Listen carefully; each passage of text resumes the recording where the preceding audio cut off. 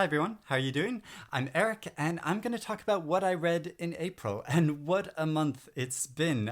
This is the first month of complete lockdown here in the UK, and as it has been in many countries in the West. And and I know by most people's standards, this is quite a lot to have read. But I have to admit, when I first heard about the lockdown, obviously I was very anxious and worried about the country and people. But at the same time, I thought like, wow, I'm going to have all this time to do more reading. And I think a lot of people had that initial reaction, but then the reality of it set in. And even though I don't have any children or dependents, and I'm quite lucky with my job situation, I don't have any major stresses there. I found my reading productivity really went down, and I've been talking about this, and recently it has been coming back, and I've been reading more, but just being stuck at home hasn't meant that I've had necessarily more reading time. And and I know this does seem like quite a lot, but then of course I haven't completely finished reading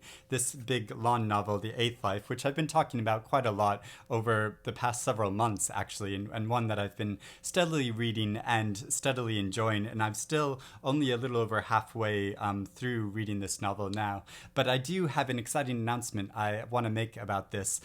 If everything goes to plan, you never know what's going to happen with technology or people's schedules, but if everything goes to plan, next Friday on May 8th at 5 p.m. GMT, that's London time, I will be interviewing the author of The Eighth Life, Nino Haratischvili, and the translators Charlotte Collins and Ruth Martin. Here on my channel, we'll be doing a live video chat, so that'll be really exciting and fun to do. So let me know if you've read this, or if you want to read this, if you have any questions you want to submit to me, and hopefully I'll be able to take questions during the interview to give to them. And be sure to tune in if you're interested in this. So that'll be really great. It was lovely. The publisher have been doing Scribe UK. They've been doing a read-along for this novel over the past week or so, and they kindly invited me if I wanted to interview the author and the translators. And I'm not sort of sponsored or paid to do this. It's just a fun thing to do. So I'll be really excited to do that, because there's so much to discuss about this novel. I'm still finding it such a rich, really rewarding reading experience. There are so many different stories of so many different individuals. I keep thinking like each new member of the family it moves on to, that I'm gonna want to go back to a previous story or previous generation, but then I get caught up in the new story that she's telling. So it's just a really mark of really great storytelling. So there'll be so much to talk about. I'll be discussing this novel a lot more, so stay tuned for that in the future. And then the other books I read in their entirety, I was looking at the spines of these books. There's a lot of blue in these books, and the covers of these books, and whenever I see the color blue, I think of that awful Joan Crawford movie called Trog. It's a horror movie where she plays a scientist, and she discovers a prehistoric man living in a cave, and she tries to educate him, and while she's trying to educate him, one of the things she says to him is, "Blue, this is blue." I'll play the clip if I can find it. Look at this. This is blue. Blue. Blue. Show him another color, Dr. Selvin. Yeah, sorry, I just find that so hilarious, that clip. And the color blue just always reminds me of that. And how camp am I? I'm referencing Joan Crawford in one video. In my previous video, I was talking about Barbara Streisand. So yeah, anyway, and that's how it goes. Anyway, I read Anne Tyler's new novel, Redhead by the Side of the Road. This is an advanced copy of this. So this is the finished edition of it, which is really beautiful cover, the UK cover. And this was, I think, perfect reading for this time of lockdown, of high anxiety, because it's just Anne Tyler's writing. It's very calm and thoughtful, and quite often her novels are about following people in their everyday life, and this novel is no exception to that. I just find that sort of calmness and steadiness like really reassuring and relaxing during this time of high anxiety. And so this is a novel about a man named Micah who's in his 40s and feels very settled in his life and his existence. He works as a computer technician independently, and he has a steady girlfriend, and just has very set routines in his life. But then he gradually starts to question those routines when a young man shows up at his door, and things get a little. He starts to question things, but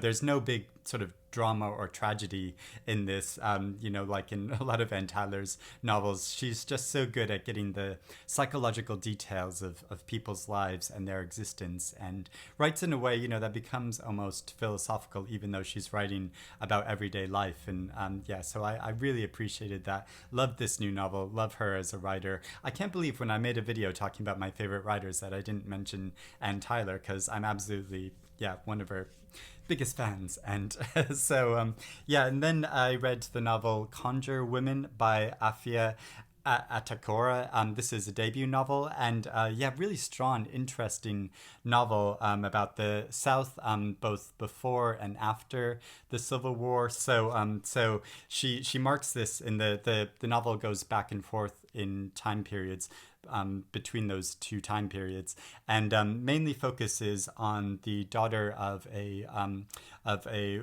woman who's a slave on a plantation in the South, and how charts her different experiences before and after the Civil War, and how her mother was a conjure woman who was sort of known as a healer in her village, and she but was also known for sort of casting spells and curses on people, and people would go to her if they wanted to spread these things. But it's really interesting how she explores that. It's not so magical, it's more I think it's really interesting how she explores how she's able to detect the psychology behind these things, and to understand she employs some medical treatments using local herbs and things she's able to gather, which do have medicinal qualities, and she's able to detect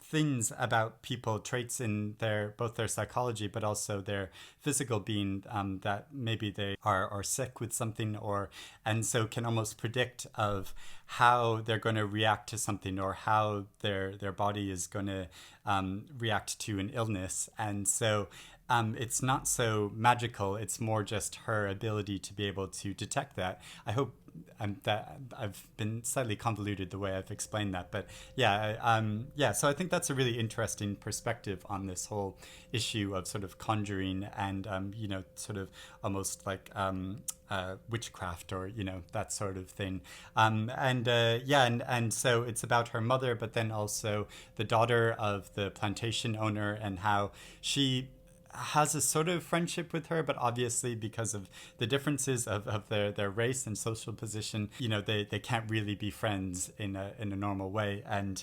the mother makes a doll of them, which is a flip doll, where which you can see on the cover here, where the dress goes up and it's one of the girls, and then the dress goes down and it's the other girl, and that's a sort of interesting detail in the novel. And there's lots of mysteries in it, wrapped going back and forth in these time periods, and an involvement of a Christian preacher man who comes to the village and is a sort of disruptive force, as well as a helpful force in the community, and there's lots of mystery and intrigue in it, and I really enjoyed it. It's a really involving novel, really beautifully written, and quite a strong debut novel. Then, as I've also been talking about, these other two novels which have now been shortlisted for the Women's Prize. So I've already talked about them already somewhat. 1,000 Ships by Natalie Haynes. And, as I've said, if, you've read a lot of other Greek retellings of mythology, like with Circe or Pat Barker's novel, that you might be a bit worn out by these same stories that are being retold, obviously from a different angle. She gives a different perspective on the characters, but it's sort of retreading some of the same ground. And I thought I would have been exhausted by them, but this is a big surprise to me.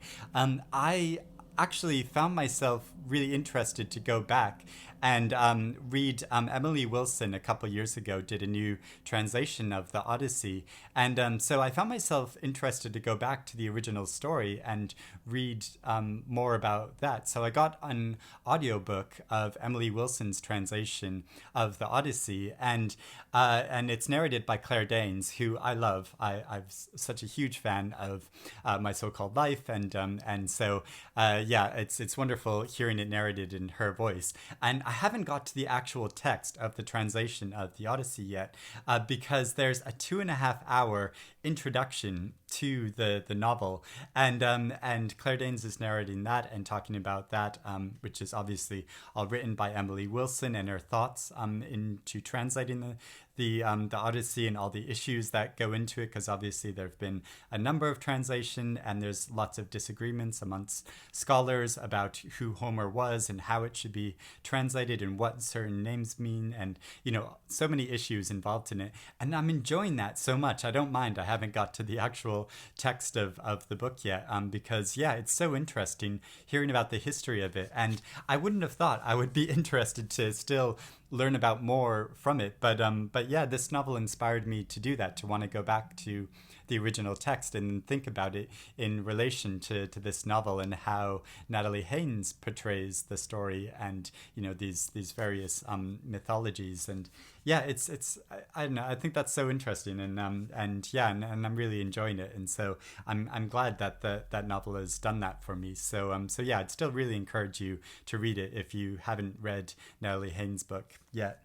And then also I read Maggie O'Farrell's novel Hamnet, which, as I said, I was having really enjoying, but having some issues with. It just didn't completely grab me, and I didn't love it as some other people did, and even after I got to the end of the novel, I still didn't feel that way. And I think one of the big issues for me was in my expectations for this novel. Obviously, there's been a lot of hype around it and excitement around it, so I had big expectations. But even so, I've found in the past, when there's been a lot of hype like this, I can get over that and still really enjoy the novel, because obviously you don't know what you're really going to find in the story, and so in the past I have still loved books that have been much hyped, but this I found I really enjoyed it. I think it's a great novel, but if and I wouldn't be so critical of it if it wasn't for being listed for this major book prize, and thinking about it more critically in this way, and even though it's beautifully written, really really involving story, I love the way she portrays the characters, but because it's also sold, I think, as a story of the story behind the play Hamlet, and it's about Shakespeare's grief about the death of his son. I mean, that's not a spoiler. I think that's sort of stated pretty openly, probably in the description of the novel. But that's not really what the novel is. It's about Shakespeare's wife, and mainly from her perspective, and from his children's perspective, and follows their story. And Shakespeare himself is really in the background, really a peripheral character, which is something that Maggie O'Farrell is consciously doing in this novel. And she never actually names Shakespeare in the novel. He's always referred to as either the husband, or the father, or the tutor, because he teaches, so he's really such a peripheral character. I feel like you don't get his perspective at all. So it's more a portrayal of Elizabethan England and life during that time, specifically during the plague and the effects of the plague on individuals. So obviously it makes a very topical novel in an unexpected way that Maggie O'Farrell couldn't have anticipated when she was writing it. So it's really extraordinary that it's just come out now when all of this is happening. And it's a really moving portrayal of that, and really well done.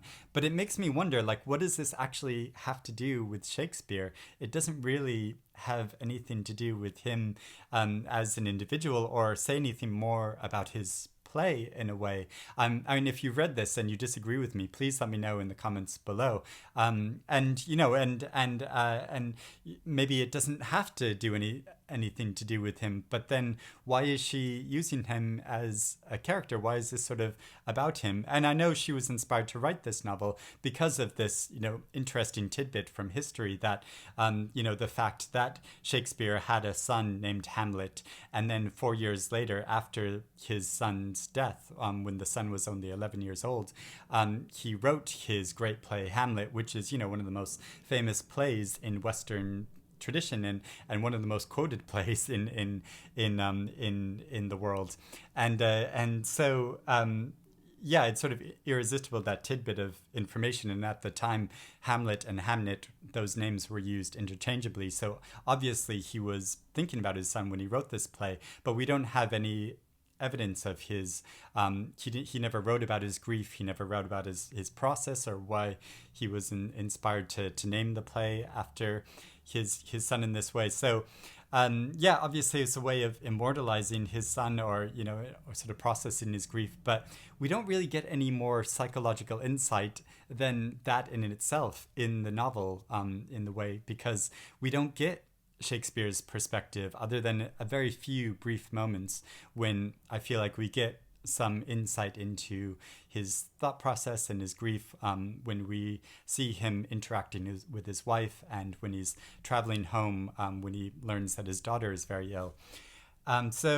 It just feels like it could be any family in the Elizabethan era. And so obviously Maggie O'Farrell was inspired to write that because she wanted to explore that history of those years, in between the son's death and the lead up to the son's death, and Shakespeare's process. But we don't really get any more insight into that, I think, which is, why I've had this clash between my expectations and my experience of reading this novel. So it's still really, like I said, it's a really beautifully written novel, really interesting. The portrayal of the wife, she's such a fascinating character.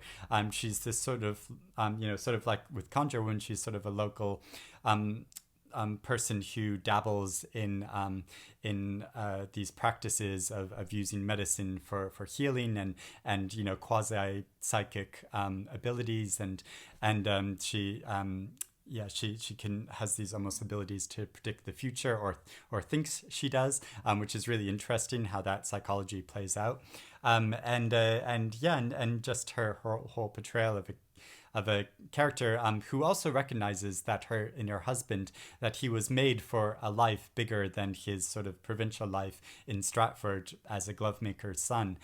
She recognizes he was made for bigger things, and so is willing to let him to go to London and pursue his dramatic pursuits and his writing and working in the theater.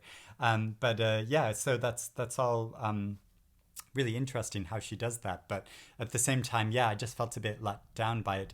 The way she portrays the plague is really interesting too. Oh, there's a doorbell. Need to go get that. Just a minute. Okay, I'm back. Sorry, there's a package at the door for my partner, who's on a meeting Zoom call at the moment with his work. So I had to go get it. Anyway, want to add that the way she portrays the plague is really interesting in this novel, and there's a great section in the middle where she actually follows the path of the plague as it's transferred from these fleas from an animal on a ship to one of the young men that's working on the ship, and how that it spreads to people in ports that he visits, and then how it finally arrives at one of Shakespeare's daughters, and so I think that's really well done, and I really enjoyed that, and just overall I thought this was a really good novel, just everyone's sort of hailing it as sort of, or not everyone. Some people are hailing it as the greatest novel of the year, or the greatest thing that they've read in a long time, and that it should win all the prizes, but I'm not entirely convinced. And I know, since I've written my review of this, which I'll link below if you want to know more of my thoughts about it, because I probably put it down in a more articulate way in my blog post about it, but I know some people do agree with me, and we're a bit underwhelmed by it. So but I think that's really interesting. It's going to make for a lot more interesting discussions, and particularly as it's shortlisted for the Women's Prize, little more people are going to be reading it. So I'll be interested to continue discussing it with more people. So please come back. If you've not read it yet, come back. Let me know your thoughts in the comments below. After you've read it, that'd be really interesting. And I'm sure after Anna James reads it, we're going to have a really interesting discussion about it, because, you know, she's a massive Maggie O'Farrell fan. So yeah, that'll be really good.